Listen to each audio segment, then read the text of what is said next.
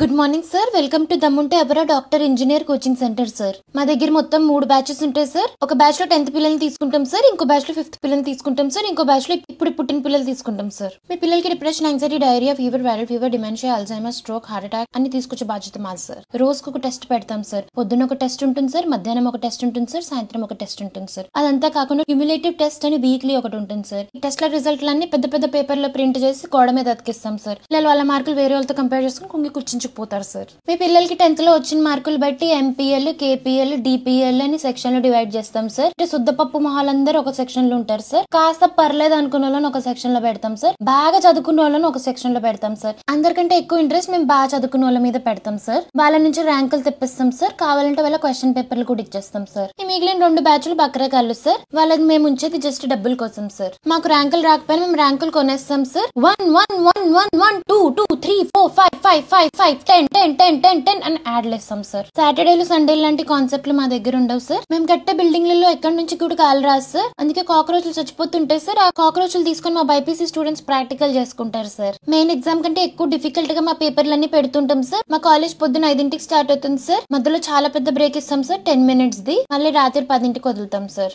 College పేరు మీద city నిండా గల్లీ గల్లీకి ఒక జైలు లాంటి బిల్డింగ్ కట్టేసాం సార్. మేము మా దగ్గర చదువుకున్న పిల్లలకి చాలా మందికి ఎందుకు బతుకున్నాం రా బాబు అనిపిస్తుంటుంది సార్. అందుకే కొన్నిసార్లు బిల్డింగ్ల మీద నుంచి దూకేస్తుంటారు, కానీ మేము కింద నుంచి పట్టేసుకొని మళ్ళీ క్లాస్ లో వేసేస్తాం సార్. మా స్టూడెంట్స్ కి సినిమాలు, పాటలు, షికారు, నిద్ర, తిండి, ఫన్ అంటే ఏంటో తెలియకుండా చేస్తాం. గుడికెళ్ళిన జపం పేరు మీద మా పిల్లలు పీరియాడిక్ టేబుల్ చెప్పిస్తారు సార్. ఉన్న వెయిట్ కన్నా మినిమం 20 కిలోలు పెరిగేటట్టు చూస్తాం సార్. ఫిజికల్ యాక్టివిటీ 0 ఉంటుంది సార్. మెంటల్ యాక్టివిటీ పేరు మీద ఓన్లీ యాంగ్జైటీ నడుస్తూ ఉంటుంది సార్. మీరు మీ ఆస్తులు తాకట్టు పెట్టుకుంటే కానీ మా ఫీజులు కట్టలేరండి.